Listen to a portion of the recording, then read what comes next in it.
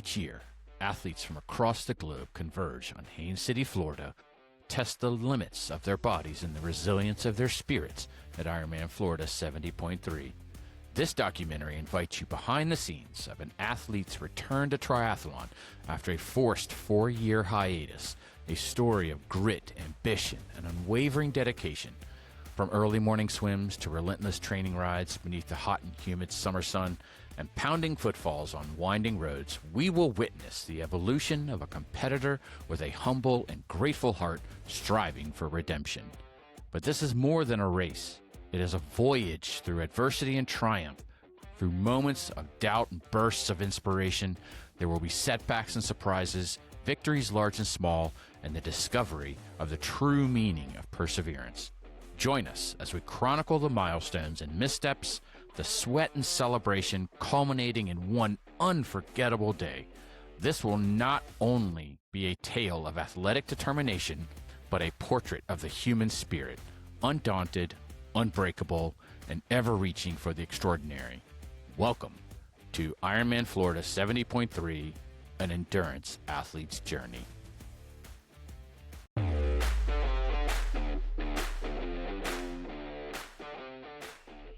Welcome, everyone, to Ironman Florida 70.3, an endurance athlete's journey. I'm your host, Coach Justin. I'm head coach and owner of Tabula Rasa Racing. I've been coming to you each week now for the past 10 weeks on my preparation for Ironman Florida 70.3. I'm recording this on November 10th of 2025. So I wanted to just give you an overall summary on how the week went. I had a planned duration of 19 hours and 10 minutes. At the end of the week, when it was all said and done, and executed a total of 19 hours and 22 minutes. So this is 4 consecutive weeks of all green and training peaks. I'm really stoked about that kind of consistency. No missed sessions, even got all in my little 20-minute core sessions as well, which those are easy to skip. You know, when you get running close on running out of time and things like that, you can always kind of like shrug off a core session here and there. But man, the past 4 weeks, I've had 100% completion rate. So I'm really proud of that, actually. So I had around the same planned duration as last week. The difference in the reduction in the planned duration, because typically it was around 19 hours and 10 minutes or so, I think. But what I did was I adjusted one of the strength sessions. I was consistently over planning time. And so it's been coming in consistently under what I had originally planned for.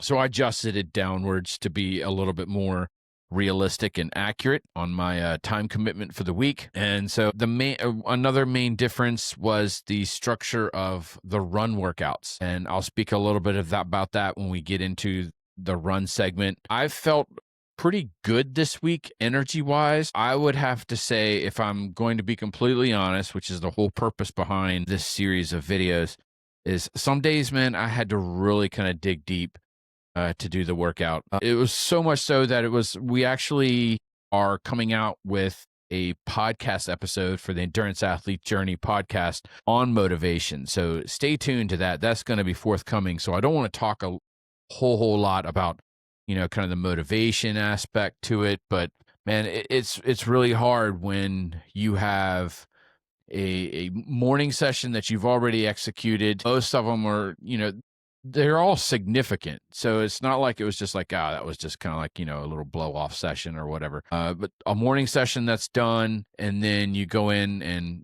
I'm gainfully employed. So, I have a 8-hour work and other responsibilities. And then you have to, at the end of the day, you're cooked mentally. I know that I have a job that is mainly sedentary, but I'm a developer. And so, it's really kind of mentally draining for my job. And so it's really challenging at the end of the day when you have to kind of pull yourself up out of the chair, out of the desk, and just say, man, now I got to find the will and motivation and drive to do another session. And, the experience that I had this week, one of those sessions, it was like one of my longer bike segments. It was like an hour and 20 minutes. I mean, it wasn't just like, I'm just going to get on the bike and kind of spin the legs out. It was a serious session that I had to mentally prepare myself for and kind of dig deep and find that motivation for it. But It's one of those things where you're not only are you kind of dealing with a high volume plan, but this is commonplace for 70.3s and 140.6s for halves and fulls for Ironman to have multiple sessions in the day. The way that I've structured it, my plan is most days I have 2 sessions overall.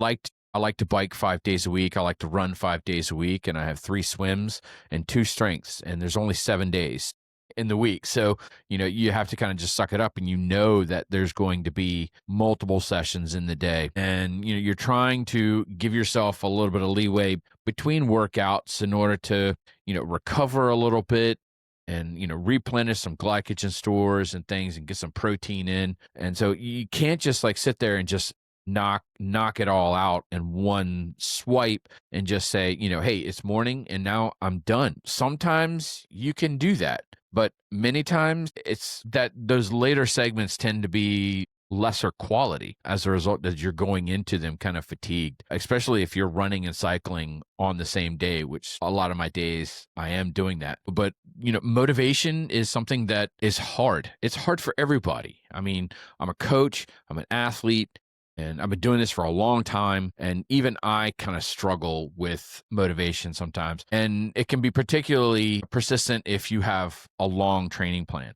This is a 16-week plan, so it's not really all that long of a plan. Now, for full Ironman, you can be training up to 6, 9, 12 months, depending on your background and your current level of fitness. And so those are things that you have to find it in you to kind of stay focused, stay present, stay connected to the plan, buy into the process. And there are days where you don't want to do it, and you don't want to get on the bike, or you don't want to go out for a run, or it's cold outside, starting to get cold outside, and you really don't want to go to the pool for another swim. I get it, man. I really do. I sympathize with you because I experience the same kind of issues. But as I've said before, on race day, you're going to have similar situations. You're going to have those times where you're going to second guess everything, and you may you start to wonder. It's like, okay, well, did I train enough? Did I train too much? Did I not do enough of this particular type of workout? And so the mind can wander. And I'm a firm believer that when you have to find the motivation to kind of dig deep to do these sessions when you really don't want to, those experiences are extremely, extremely valuable on race day, because you can always draw back to those experiences and say, you know what, that session I didn't want to do, but I did it. I found a way to dig in, and sometimes you have to dig really, really, really deep in order to find it. But those experiences are valuable. And I believe that, and I know because I've experienced it, it helps you on race day. You can recall back. It's like, I did that. I can do this. I can do hard things. I can do stuff that, even though my mind is telling me you can't do this, a lot of times it's the mind that kind of gives in before the body ever does. And so, these experiences are valuable. So I'll just kind of go forward with this. After a long day of training on Saturday and a podcast recording as well, I had to find the motivation for like another training session on Sunday. There were lengthy workouts. It was my endurance swim. It was another significant bike session. But man, it's been 6 weeks now since I've had my last rollback week. The ideas behind a rollback week, as I've alluded to before, I think my last rollback was like week 5 or so that would be the 6 weeks. It is a week where you reduce volume. Typically, my volume is reduced right around like 25%. And the reason that you want to do that is you want to deload some fatigue. I'm not a firm believer in rest days, like complete rest days, especially scheduling them ahead of time. I take them when my body tells me that I need one. And sometimes it's my mind that's telling me that I need one. But the rollback week is valuable. It does give you a little bit of a mental reprieve. when you're going from, a 19-hour plan down to like a 15 to 16-hour plan. Even though 15 to 16 hours is still really, really long relative to what you have been doing, it feels easier. And, it's all relative. And so I've got one of those coming up next week, and it is ready. I'm ready for it. It's properly placed in the training plan, because now I'm starting to get to the point where, I was looking forward to a rollback week, and sometimes I drew on that in order to find the motivation to get into and get a workout done. It's like, come on, man, next week is a rollback week. Next week is a rollback week. Let's just get this done. Let's be consistent. Let's get our completion rate, and we're going to hammer this out. And then you'll get your reprieve next week, and we'll drop volume. So that's kind of how I was using this forward-looking approach to find the motivation to kind of combat negative thoughts and just a loss of sometimes just a loss of desire, just to even get on the bike or do whatever, head to the gym for a structured run on the treadmill, because I don't have a treadmill here at home. But this week was another week where I had another massage, and it was needed.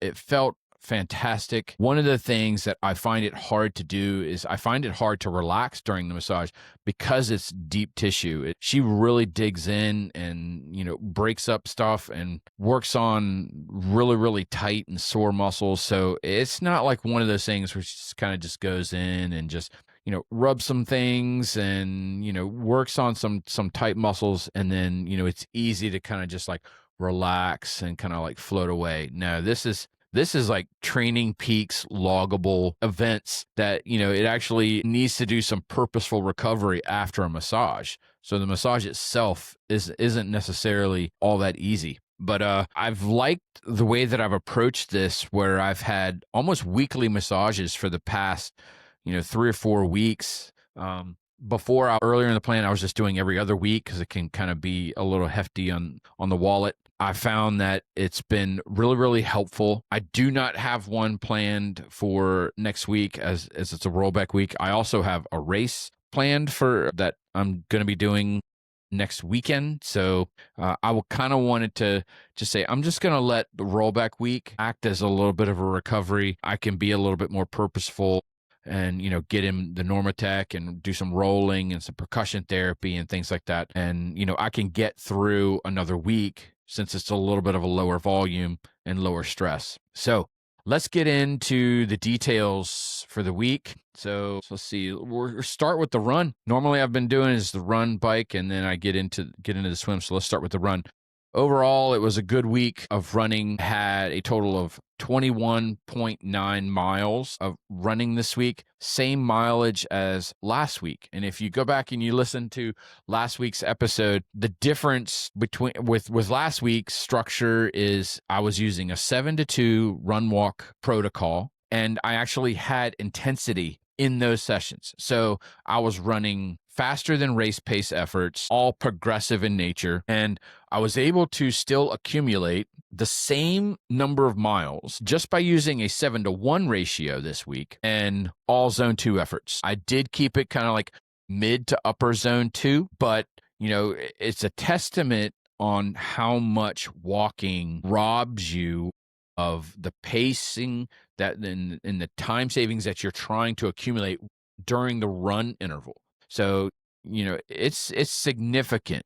And so it goes to show if, you go out too hot in a triathlon and you have to basically walk the back half of the course, whatever you did by accumulating pace in the first half is more than offset by the loss from having to walk the back half. So my idea was I was thinking of just kind of going with kind of like a 7-to-2 run walk protocol for the race. But the way that I handled the 7-to-1, it went really well, actually. I felt like the 2 minutes that I've been using was more than what I kind of needed. I would kind of keep an eye on my watch as I was walking to kind of see when I had my breath under control, when I felt like my heart rate had dropped far enough.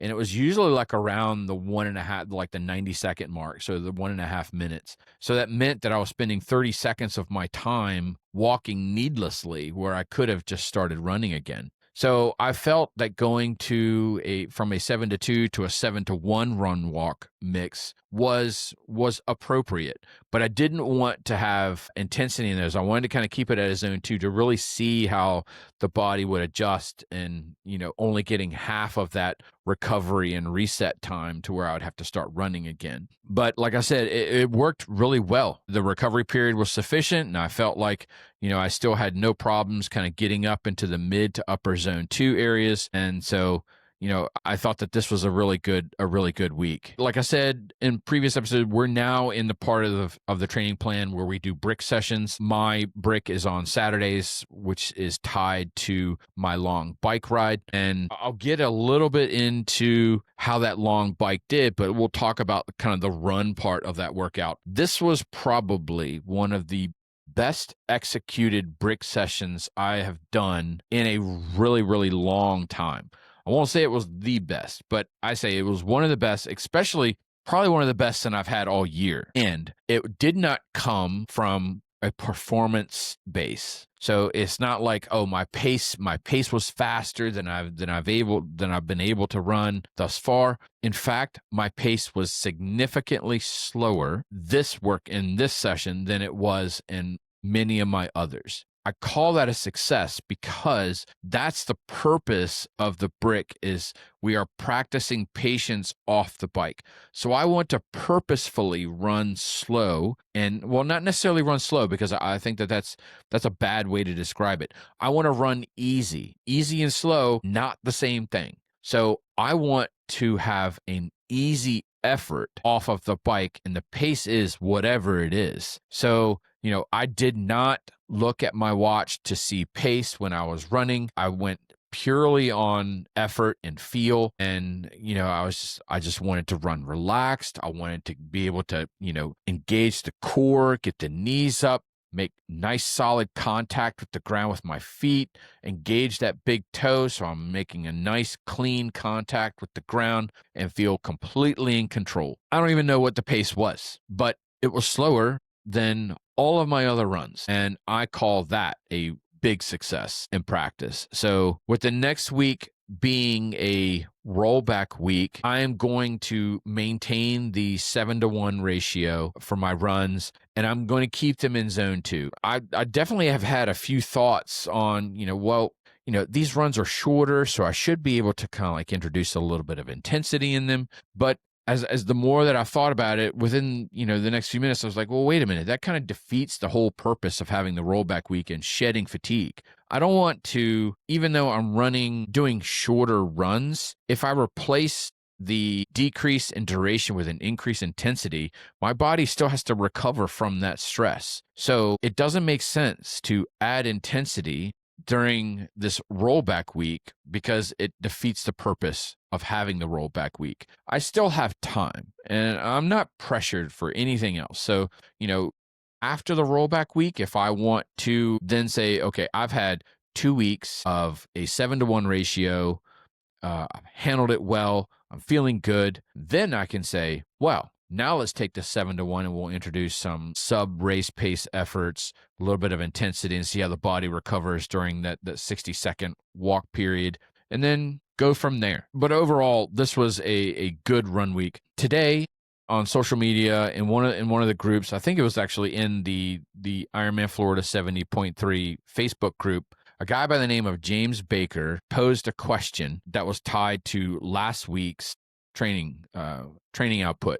And it's a valid question. So I want to bring it up in this week's video and talk a little bit about it. He said that his question was, he understood the methodology that I'm using, and the run walk method, and going heavier on the bike in order to make it through training. But his question was, how bad is the run going to be, i.e., how hard is it going to be, given that I don't have the kind of run volume under me that I would particularly like for this kind of event, and going heavy on the bike, am I going into a run undertrained for the run, and setting up for a possible, and he said probable injury on race day. Now, it's a valid question. One that I thought about as well a lot before I came up with the plan, as I was coming up with the plan, and as I've been executing the plan, is something that is always on my mind. And it's like, I'm seeing the accumulation of miles that I'm getting in just individual sessions. And I was like, man, this isn't enough. I need more time on feet. But my issue is like, am I able to recover from that time on feet? And so, I've went into this knowing that the run on race day is going to be uncomfortable. I know that going in. I've had significantly uncomfortable runs even when training has gone really well. So executing a good run plan that has appropriate volume, what I would call appropriate volume for the effort that you're going to be expending, doesn't mean that the run is going to feel easier, or it's going to be easier, or that it reduces your risk profile of injury. It's not an excuse to purposefully go into a race undertrained and underprepared. I want to make that perfectly clear. I'm going into this race undertrained on the run to a certain degree, I feel. By normal expectations and normal standards, you would think that I would need to have more time on feet and more miles under my belt in order to be quote unquote successful. But there are numbers of stories of people that have executed run walk protocols in training, whether it because of some kind of persistent injury or some kind of structural issues that they're dealing with in their running, and they get to race day and it all just clicks. I mean, I just read a story of another girl who injured, I think it was her knee. She had injured. She's on Team Zoot along with myself. I've never met her, but I do follow her and followed her journey. And she injured herself and she injured her knee, and she was going to be running the Marine Corps Marathon, and it was going to be her first marathon. And I know that she was super excited, but extremely disappointed when it happened. She has been executing a run walk as she's kind of rehabbed this injury. Come race day, she actually ran the entire marathon, did way better than she ever expected, and it was just one of those days. Now, I'm not saying that, that's going to happen to me, but it can happen. It could be just one of those days, man, where things just click and it works. But she could have had another kind of scenario where she executed a proper, quote unquote, proper run plan for a marathon, getting in, up to like 20-mile long runs.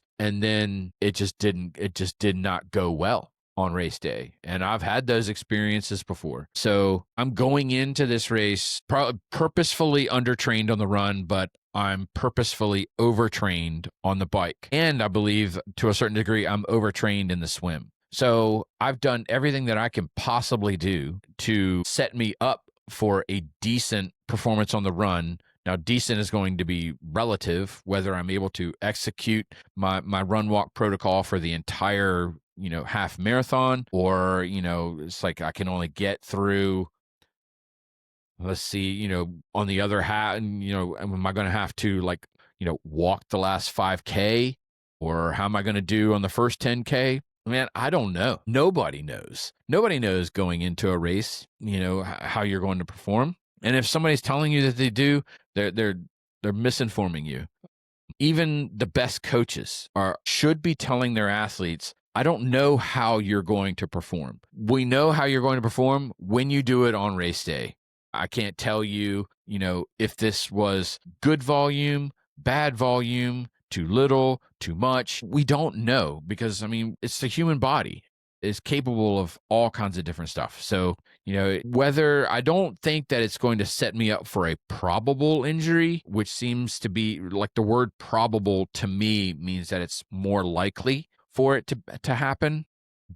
I don't believe that it's more likely for me to finish race day with an injury. I think it's more likely for me to go into race day in a weakened state if I were to push my boundaries of my run fitness. I think that I would actually go into the race weaker if I forced things rather than let them develop the way that I can during the training sessions and the training plan, and then see what I've got on race day. That's really kind of where I'm at. So thank you, James Baker, for the question. I really, really do appreciate it. And yeah, it was a valid question, but I hate to say it's like, well, I don't really know, but I think that I've taken some calculated risks, and the way that I'm approaching, I think, is conservative and sets me up for the best possible position to go into race day as healthy as I can be, and not in a weakened state from overdoing it, just so that I can feel like I'm more prepared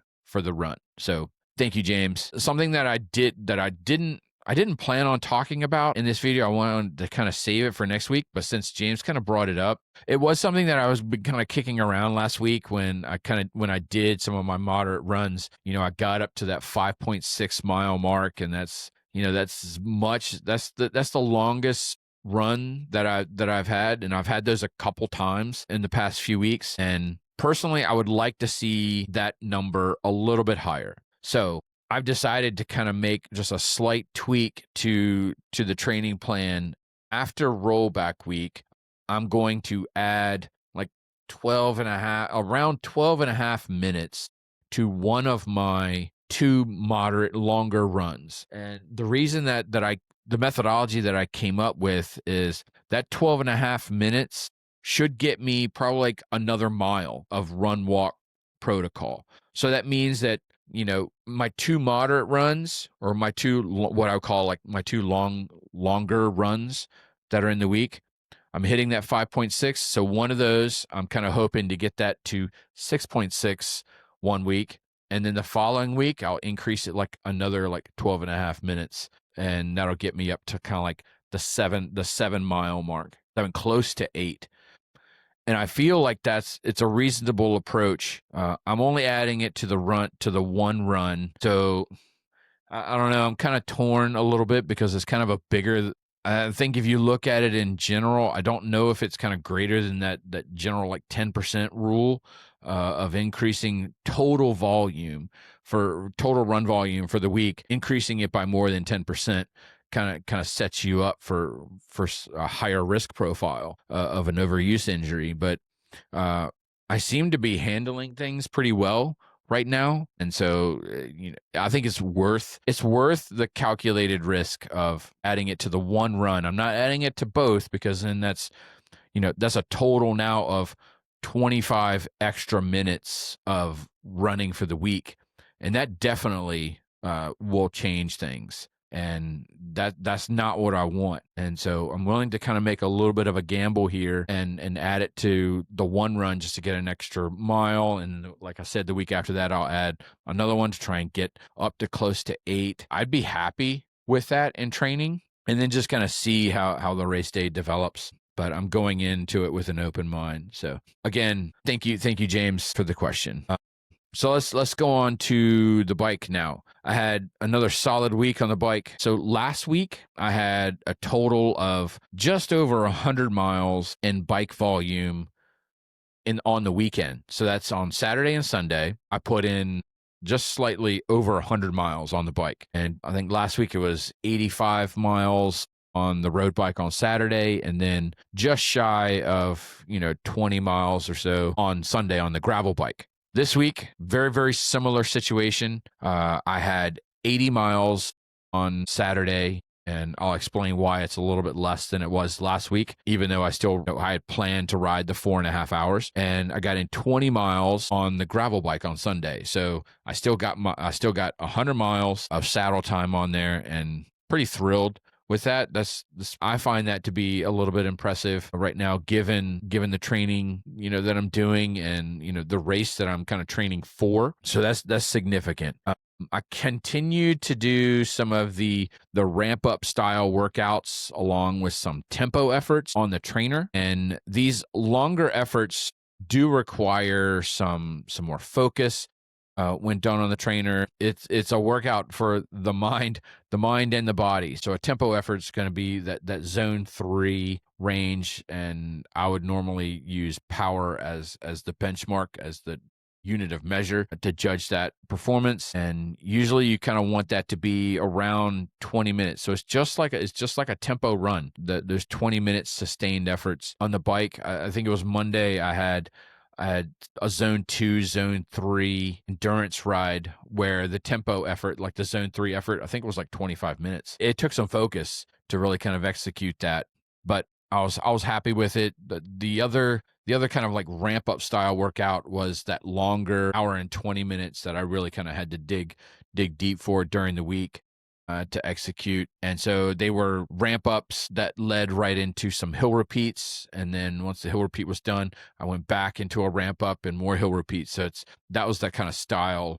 of the workout. But you can go to tabularasaracing.com and you'll go to the page that says Ironman Florida 70.3.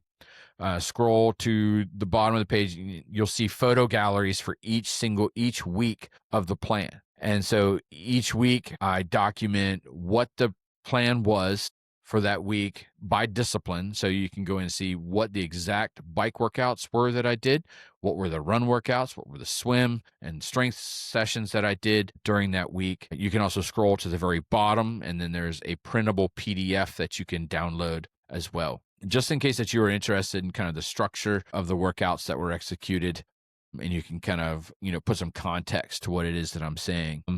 I am still getting some of that functional strength work on the bike, but it is markedly less than it was in the earlier stages of the plan, and that's on purpose. I'm still doing that solid gravel ride on Sunday, and that is a definite functional strength session because of the courses that I'm riding. They are extremely hilly and technical, so it takes a lot to do that ride.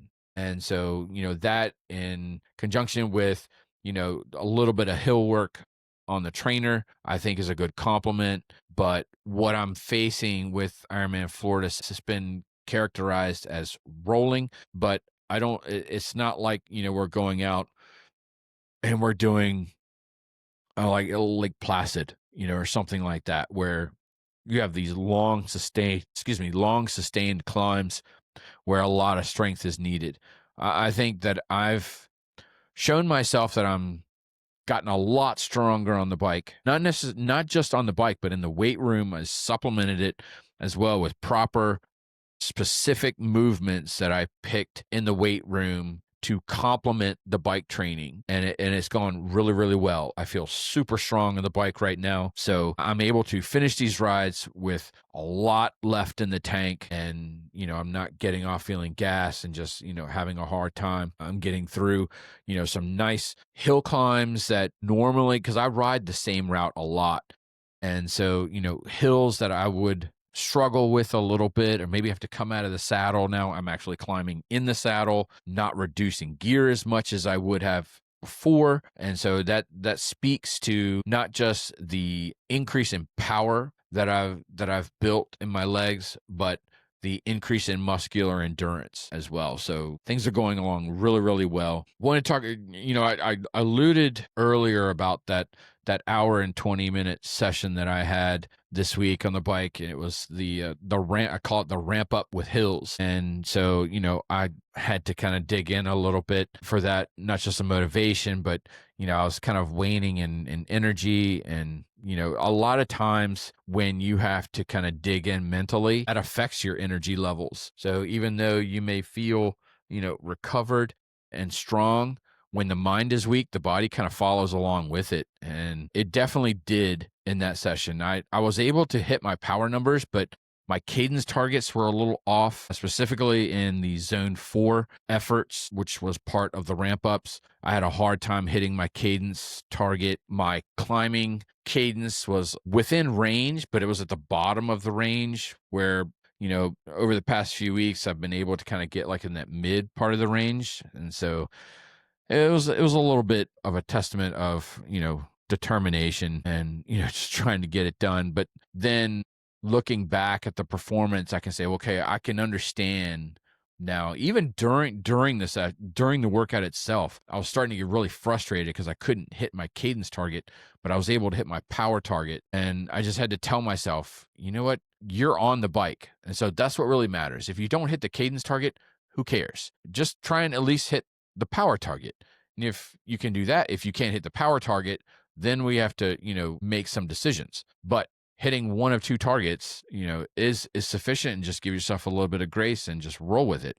So that was a little bit of a testament on, just the mental training part of this endeavor. The long ride this week was again on Saturday. It was planned 4.5 hours. And, again, I always do kind of the same route. I love the route. It's out on it's called the Capitol Trail. So it's a dedicated multi-use trail that connects Richmond and Williamsburg, Virginia. And, I kind of start around the Charles City area at 4 Mile. It's a place called 4 Mile Creek Trailhead. So it's right outside of Charles City. And I'm able to ride into Jamestown at the end of the trail, into Williamsburg, and then turn right around and go back. I got a later start than what I would really have liked. Coach Katie and I, and if you haven't listened to the Endurance Athlete Journey podcast, Coach Katie is my co-host of the podcast, registered dietitian and also fellow coach. And we logged on in the morning to do the recording for one of the next episodes that we're going to be doing. We typically will log in and record on Saturdays, but when my volume got so high that I was having a hard time getting back home in time to, for our scheduled login, I talked to her, like, well, let's kind of do this in the morning so I kind of get it out of the way, and then I can give myself a little bit more freedom and not feel so pressured. Plus, we're getting to the time of year where it's really chilly in the morning, and it allows things to kind of warm up a little bit before I head out on the bike. This week was beautiful weather. This weekend had fantastic weather. It was warm, sunny, and the podcast recording went a little longer than what I would have liked, but it's a good podcast episode, so I can't wait to release it. And I knew I was going to be pushing the limits of available daylight, and I rode fairly hard because I knew that I was going to be kind of like running out of time, and so I wanted to at least kind of get to Williamsburg and back, which was going to put me like around maybe 4 hours and 15 minutes, 4 hours and 20 minutes was kind of like what I was looking for, knowing that, I had 4.5 on the plan. Got to Williamsburg in time. I didn't piddle around. It's not like I, stopped and went to the bathroom, refilled a water bottle or whatever. I literally just got there, turned the bike around and went back and started my way back. And I needed to, because I stopped when I started to question. I was like, well, I just need to know what time sunset is so that I know kind of what I'm aiming for. And popped up my phone and looked at the little weather app, and it said 5:03 was going to be sunset. And I knew that I was going to be pulling up to the parking lot right around that time. So it was going to be tight, and it literally was. Pulled up to the car around 5:03 to 5:05. I mean, it was right there. And I was pretty irritated that, I still lost about, the 15 minutes, because I got there in 4 hours and 15 minutes. And I was a little frustrated, but I was like, you know what? I might be able to add the extra 15 minutes to tomorrow's bike session on the gravel, and just so I can kind of check the box. It's like I planned for 9 hours for the week, and I got 9 hours. I don't think it really matters that I rode 4 hours and 15 minutes rather than 4.5, because my race is, significantly shorter than what I've been training in. So those are kind of the extra hours as I try and build fitness. And so I was like, well, it's 15 minutes, so it's not like I'm losing an hour. And so I got off the bike, put up on the rack, put my run shoes on, and went out. And that's when I had an incredible run and perfectly executed brick run. Even after, so a little bit of perspective is that even though the run pace was slower, I felt like I executed it in terms of an effort perfectly. And I felt that good coming off the bike after 80 miles of hard riding because I was really pushing it on that back half to try and get to my car before the sun would set, and I would lose the ability to see on the bike. And so that was a huge boost of confidence for me that, as I come off of the bike, I believe that I'm going to feel better than I kind of think I'm going to, because the way that I'm feeling now, and I'm not tapered, I'm carrying a lot of fatigue, I'm riding a lot longer than what will be required on race day. So if I can get off the bike feeling that good after 80 miles, what's the scenario that I could face riding only 56 miles and then come off the bike? How would I feel then? I'm betting that I'm going to feel better and feel fresher and feel like, well, I could keep on riding definitely and still perform pretty well. So that's another kind of thing that you have to consider is like, okay, even though my run volume isn't as high as it is, my bike volume is way higher than what it needs to be. And if I'm still able to execute the runs that I'm executing now, feeling the way that I feel when I'm only asking my body to ride 56 miles rather than 80 to 85 miles, then it sets me up really, really well for a decent run, or at least a good chance at a good run. So that's where I stand. And so last week when I got off the bike, my stomach was a little bit queasy. So if you go back and listen to last week's episode, I talked about it was like after I had finished the bike and the run, my stomach just it wasn't nauseous, but it wasn't completely on level ground. So I changed up my execution of the nutrition plan just slightly, a little bit. So I'm testing something new. I was able to still get in my 2 bottles of high carb concentration and the gel. So I was able to drink the 2 bottles within the first 3 hours and still get in the gel within the first 10 minutes. So it's good practice. I know that I'm able to do this and I'm able to do this well, but I'll still continue to practice because anything can happen on race day. But after this, rather than continuing to drink a high carb mix, I dropped back down to what is Scratch's sport mix. So it's a little less of a concentration, and I think it's going to be a little bit easier on my stomach, which is what I need during a run. So trying to take in nutrition on the run is going to be a lot harder on the body than it is to get it in during the bike. So I believe dropping down to a less concentration bottle and using the sport mix in conjunction with some gels and what have you, I think that that's going to set me up pretty well for a nutrition plan for the run. It worked well on the bike.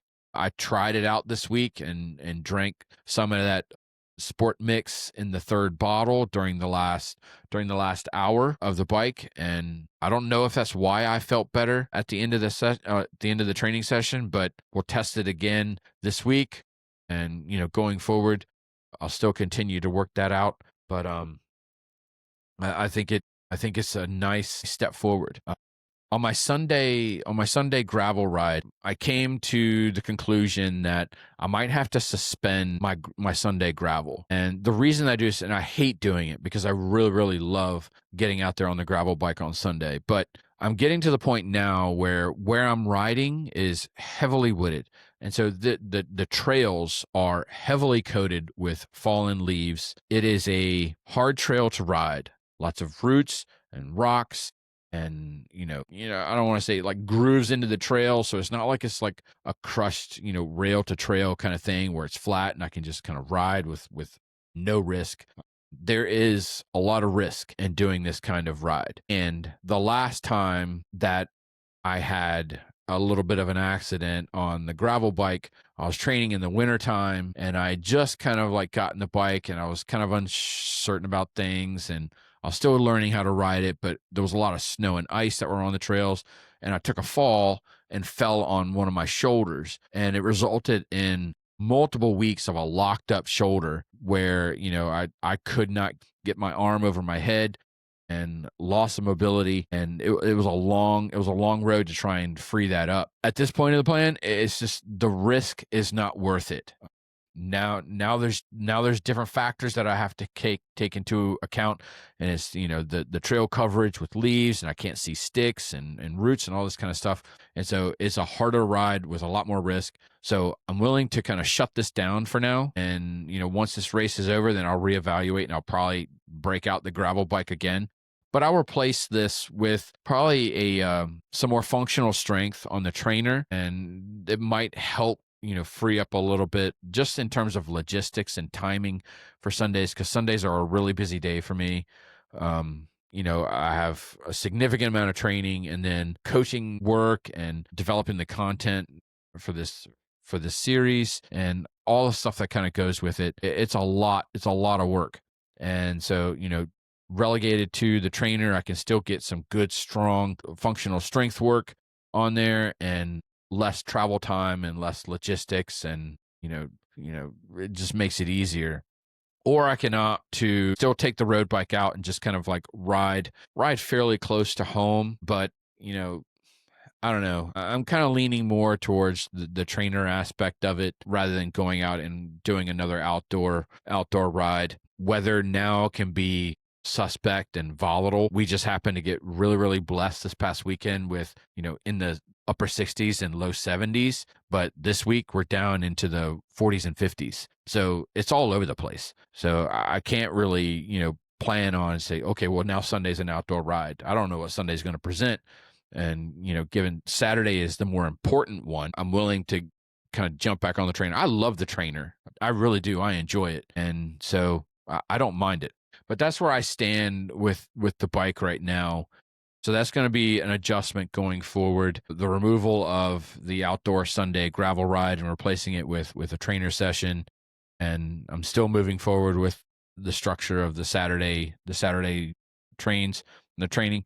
So that's where we're at. For the swim, I had a good week in the pool. There was a slight change to the normal Tuesday swim. So if you've taken a look at some of the previous week's swim plans, you'll see that they're the same swim.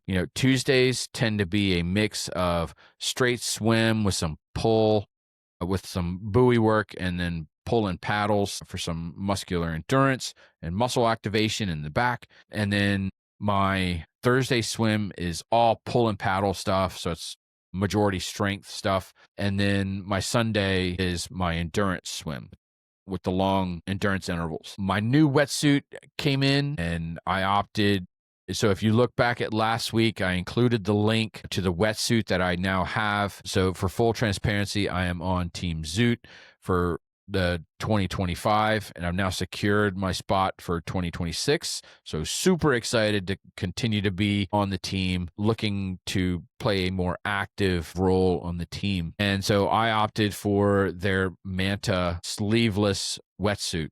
Came in, and the reason that I went with the sleeveless is because of the mobility issues that I've had with my shoulder and the strength, and I feel like it would give me the best range of motion. And so I put that on Tuesday and took it to the pool and adjusted the swim workout to just do some, I think it was 8x300s, just to kind of get a feel for how this wetsuit is going to sit on the body. I wore my race kit to kind of see how the wetsuit feels with my kit on. I race in a speed suit, so it's a one-piece tri kit rather than just tri bottoms and a tri top. This year I've been racing in this kit, and I absolutely love the kit. Zoot kits are by far one of the best race kits that I've ever worn in the past decade of doing this sport. The Zoot tri kit is on point, and I race in the P1 race suit and absolutely love it. And I actually for next year I got the same style suit, and I did not downgrade, upgrade. I love the way that this feels. And I actually wore my kit on Saturday during my long bike too. I wanted to kind of get some practice in and how that's going to feel, see if I can find any chafing points from doing longer efforts, because all of my racing up until this point has been short course stuff, sprints and Olympics. So you really don't have a whole lot of time to really find some significant weak spots and chafing within the suit and how it's going to feel, because, the padding is thinner in a tri suit compared to like regular like cycle bibs where the padding in the butt is thicker. And so I really wanted to see how this was going to feel with a longer effort. I'm going from a race time of like an hour and a half for the Olympic. Now I'm looking at a 3-hour effort. So I'm doubling the effort. So I wanted to see how I was going to feel. So now I know that there was a little bit of a hot scenario building kind of in the undercarriage area of the kit. So I know now that I'll probably carry a little bit of extra chamois cream in my bento box. I get these little individual packets of chamois cream that I use, and I can just throw them in the bento box, so I can tuck them in my tri kit and just have them just in case. I learned this lesson from Ironman North Carolina 70.3, the last race that I did. I swam. I did that route, and it's a saltwater swim, and got onto the bike and didn't have enough cream on it. And I could just feel that salt kind of grinding away, and it was miserable. And so I've learned the lesson now that I carry a couple. I only had one of those packets, and I wish that I had two. So I learned that lesson. I'm going to carry two little individual packets of chamois cream and always keep them in my bento box because they fit well. I'll have another container of chamois cream in my transition bag just in case when I get off the bike. It's like, man, I could really use, another lube up to keep things moving in the right direction, reduce friction. And so, it was good experience this weekend racing in my kit to kind of get that feel. And I did that on Tuesday in the pool. With the new wetsuit. I swam with the top on. So in the previous races that I've done this year, I would just take the top of my tri kit and leave it down and then put my wetsuit on top of it. So I had one less layer of restriction in my upper body. The wetsuit that I've got now is definitely a higher quality wetsuit than what my original wetsuit is. And, the way that it's structured and the thickness of it and the mobility that I get from there not being any sleeves, I believe it's going to work really well. I do feel a little bit of restriction in the shoulders, but it's not from the wetsuit. I believe it's from swimming with my tri kit top up. And, I'm really kind of leaning forward to just leaving it the way it is. I'm going to wear that top up. I am concerned about some chafing. That is the possibility because with a sleeveless wetsuit, you have the way that the sleeve kind of comes down under the armpit.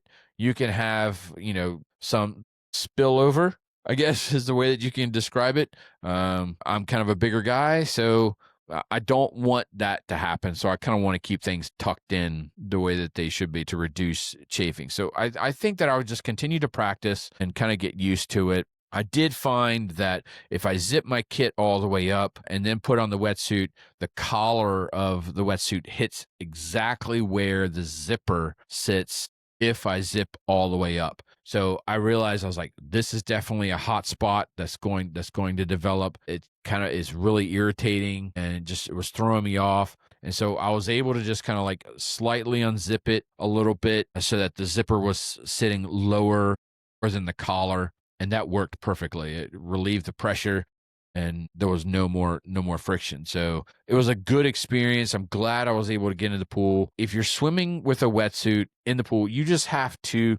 can do this. So you can swim with a wetsuit in a pool. The only caveat to that is that when you're done, you want to just go directly into the shower and rinse off the wetsuit. Give it thoroughly inside and out just to get the pool chemicals off of the neoprene to keep the quality wetsuit. And I rinsed off my kit itself, because the pool chemicals will eat up, good quality clothing. So I don't want that to happen. So I rinsed off everything after the swim and hung it out to dry, and it was perfectly fine. So let's talk about the endurance swim that was on Sunday. I'm up to 1200s in the intervals. I'm still swimming about 3,600 yards for my Sunday swim. And I felt pretty solid. So those were 2 by 1200s. The first 1200 was just a straight swim. The second 1200 is with a pull buoy. Pull buoy more for me, it puts my body in a similar position than what I'm going to be in wearing a wetsuit. So it definitely keeps you elevated. You sit higher up in the water. And I think it corrects body position significantly. So swimming without the pull buoy is still advisable and still good work, good time spent, but really informing kind of hoping for expectations on swim performance. I think it's going to be more in line with how I'm swimming when I swim with a pull buoy between my legs. I think that's the way it's comparable. After I finished that swim, I felt good, and I felt like I actually could have kept on swimming. So it's another boost of confidence that I'm moving in the right direction with the swim. I'm building it appropriately. I'm doing the right stuff. I'm focusing on the right things: strength, muscular endurance, working on form. It's hard not to finish the swims and kind of look at the watch and see the pace really is not improving, but I'm not doing anything to purposefully improve my pace. I'm only interested in just improving my endurance. Getting out of the water, feeling like I really didn't do a whole lot is my goal. My goal is to not swim it as fast as I possibly can. That is not my goal. I believe that at this point, with the situation that I'm dealing with, it's going to take too much out of me and really kind of sets me up for a poor start to the day. So that's been my approach. And so I'm looking forward to a little bit of a rollback. My rollback week, reduce a little bit of the volume. I can cut some time out of the pool. So that's going to feel pretty good.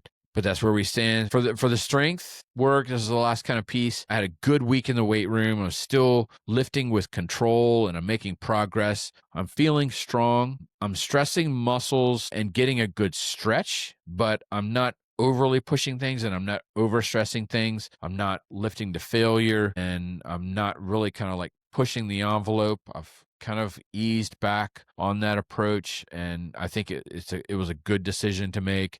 And I'm still seeing progress and growth, even when I reduced weight, and now I'm starting to find it's like, okay, well, now the reduction is starting to feel easier and easier. So I am building strength.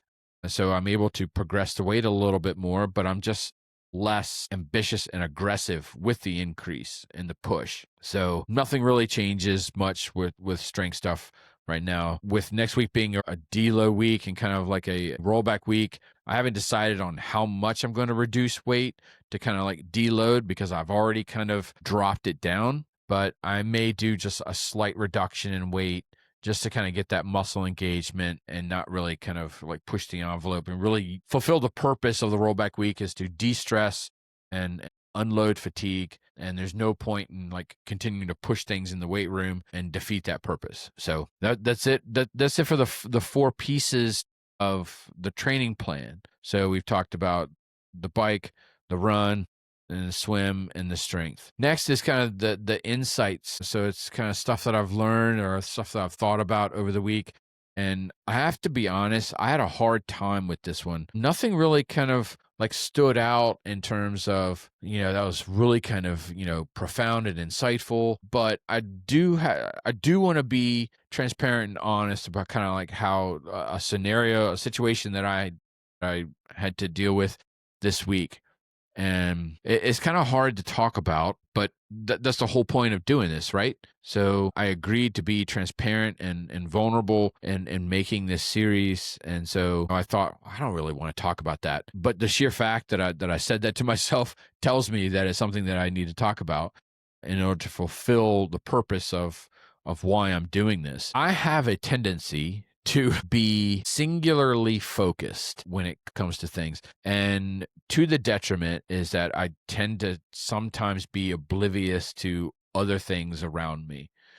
And doesn't really feel good to talk about, but it's important. The way that my schedule is right now is really demanding. I've got a 19-hour, like close to a 20-hour training plan. I've got a 40-hour week, and it's easy to put in another 20 hours, 15 to 20 hours of coaching business stuff and, podcast creation, podcast stuff, social media stuff, graphics, and website updates and everything else. It's easy to spend another 15 to 20 hours doing that. So I'm looking at what's effectively like an 80-hour week. And so my time is really, really planned out. It's like, I'm doing this training session in the morning. I'm doing this training session in the evening. Now, on this day, I'm going to do this in the morning, this at lunch, and then I'll do another one in the evening. Or, this is the coaching stuff that I need to do. Create these graphics on this night. And this night, fill in the details of my training plan for the following week. And then over the next couple of days, do athlete training plans and send out emails and things. So it's really structured. Earlier in the week, it was actually like midweek. Stephanie came to me and said, "By the way, we have tickets to go see this comedian on Friday night." But I had completely forgotten about this, and it was like several weeks ago that she said, "Hey, do you want to do this?" And so I had forgotten about it. I hadn't put it in my calendar. I hadn't put it in Training Peaks as kind of a note to me. And we were already kind of like, I was trying to figure out like how to get everything in. And I was a little frustrated that I had forgotten. And I was starting to get super stressed and overwhelmed. And this is what I'm talking about when I can be like singularly focused, because I'm very much a creature of habit. And so Friday nights, what I tend to do is like I'll have a swim in the morning, then I work. Like during the day, I put in my 8 hours for my job, and then in the evening, I have like one of my longer run sessions. And so I typically will go to the gym and then jump on the treadmill and do kind of like a structured run, and probably knock out a 20-minute core, and then I'll come home and eat some dinner and then head to bed, because Saturday is another big day. The plans for the Friday evening really kind of put a little bit of a wrinkle in the pattern and the routine. And so I was like, well, man, I always spend like Friday night doing my run. When am I going to be able to do that? And it's a longer run, so it's hard to kind of do that like during my quote unquote lunch break. Because I don't want take advantage of my situation. And so I was like, well, maybe I can knock it all out in the morning. And so that was going to be a long training morning, where we're talking about 2+ hours of training in the morning before work. And, it just got to where I realized that that wasn't going to happen. And so I said, well, let's just kind of see how the day develops, and maybe I can opt for an outdoor run, which would save me more time than having to like get my stuff, head to the gym, the travel time to back and forth, because I live fairly close to the gym. So, I mean, it's not like it's a significant savings, but it's still savings and nonetheless. And so things just kind of like worked itself out. I'd gotten a note that the server that I typically will do my development on for work was going to be down, and they had no idea, like they couldn't tell us like how long it was going to be down for. So I was like, well, thank you, Lord. Here's my window. And so when the server was about to go down, I just reached out and I was like, I'm gonna take my break now, and I'll be back. And so then I went and got my run done, came home to the server being back up, and I was able to get some more work done. And so everything kind of resolved itself. But it was super, super stressful to me on my end before all that, because I was starting to get worried. And most people would just say, well, dude, it's just a workout. Just skip one of the workouts and you'll be fine. But that's just not how my brain works. I wish could. I wish that I was different. And I've tried over the years to not, I don't want to call it obsessed. I call it singularly focused, because that's where I've got my eyes and that's where I'm going. And sometimes it's hard for me to kind of see in the periphery all the other stuff. And, Stephanie makes just as much sacrifice during this training effort as I do. I'm so incredibly thankful for her, and like the graciousness that she shows me, because I know that she could feel and see my stress and my frustration with the situation. And what was supposed to be kind of like a nice night out with just the two of us, doing something fun, probably was coming across like, this isn't something that I want to do. It's stressing me out, and it's all your fault. And that's not, it breaks my heart to kind of think that that's probably what she was thinking and probably feeling from seeing my reaction and my stress over the situation. But man, I wish I could do it better. and I wish I could do it differently. But the funny thing is, is that, uh, during this time right now, so this is 2025, we're dealing with a government shutdown. The government has been shut down for a lengthy amount of time, and we've gotten to the point now where they're reducing flights because of lack of air traffic controllers and TSA agents and things like that. And so we get to the venue for for the comedian, and there's like 5 cars in the parking lot. We're just like, are we at the right place? Is it the right time? What's going on? And then Stephanie pulled up her phone and checked her email, and she's like, they rescheduled it now to March. And they sent it at like 4:30 in the afternoon when the show started at 7. So my guess is that the guy couldn't make it into town because maybe the flight that he was supposed to be on got canceled, and they're trying to find ways to maybe get him in town, and it just wasn't going to work out. So that was for the late notice. But needless to say, we did not end up going to see the comedian, but we were out and about, and I was wearing like real clothes. And if you know me, I'm either wearing my hoodie and my shorts or workout clothes. And so I put on jeans and a nice shirt, and we ended up going to the movies instead. And so we found a movie that both of us were like, yeah, we could go see that. And we still took advantage of the evening together. And it was a really nice evening. I enjoyed myself very much. I love the movies. I love the act of going to the movies. I love watching movies at home, but it was needed. And I know for Stephanie, it was needed as well, because, I spend so much time working right now and in this race that she may start to, I know from time to time she feels a little lonely, even though I still make an effort to, like, sometimes I'll take my laptop and just go sit on the couch with her, and, just so that we're there kind of like in the same room, even though I'm kind of working and I'm still kind of halfway present. At least, I'm trying to make that effort. But she has graciously endured the past 11 weeks of this. I don't want to say my shenanigans, but my personality. And it is, how do I say this?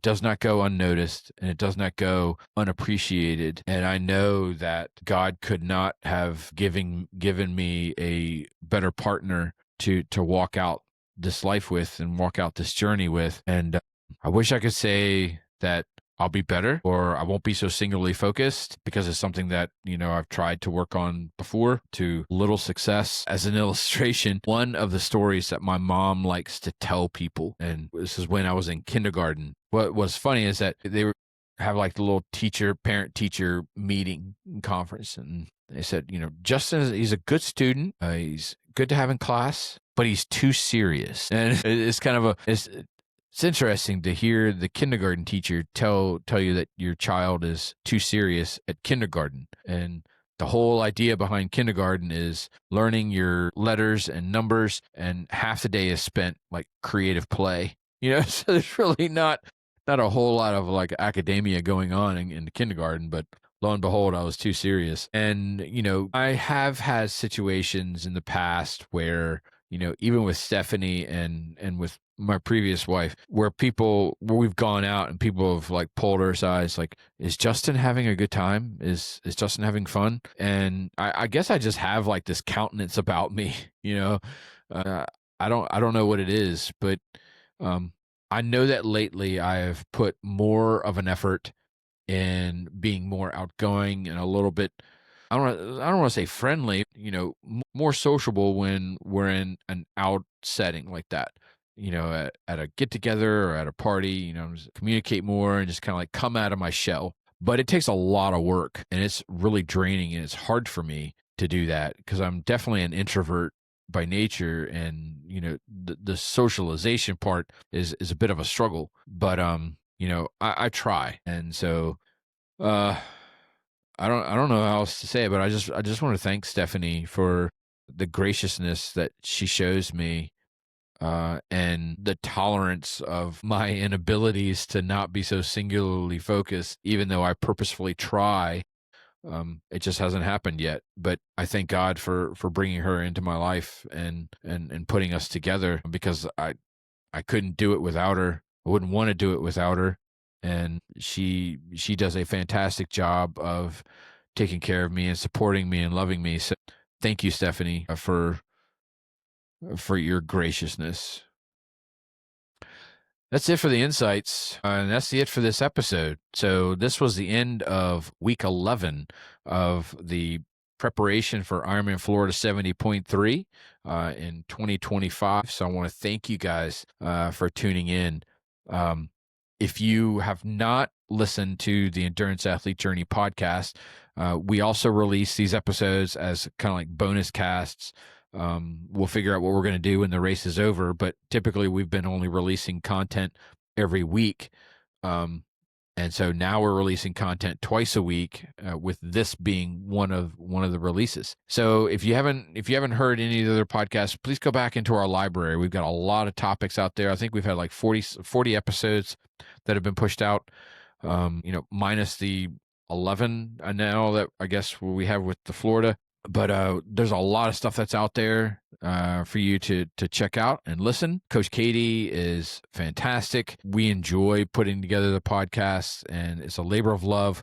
We don't have sponsors and we don't take any money from it, but it's something that we just love to do. So check that out, subscribe. Feel free to leave a review or a comment if you enjoy the content that we're doing. That really, really helps us. I appreciate it. If you do have questions about the training plan or how things are going in Florida, you just have questions on approaches, anything that you'd like for me to talk about. If there's something that, there's a hole in the conversation, it's like, hey, could you address this particular issue? Or I've got this question. Leave a comment. If you're watching this on the Tabula Rasa Racing YouTube channel, post a comment there. I check them every single day to see if people are leaving comments. You can send me direct messages through the website. You can go to tabularasaracing.com and send me a message. You can send me emails. All of my contact information is out there as well. So shoot me a message if you have any questions. I'm happy to incorporate it, just like I did tonight. If you do find this stuff, some of the content on different groups within social media, you can leave a comment there and I'll address it just like what I did in this episode with James's question. More than happy to do that. And I appreciate you guys tuning in and following me along on this journey. So again, this is the end of week 11 of the preparation for Ironman Florida 70.3. I want to thank you. I'm your host, Coach Justin, the head coach and owner of Tabula Rasa Racing, and on to week 12. So thank you guys, and I look forward to talking to you again next week at the end of the rollback week. Happy training, everyone. See you next week.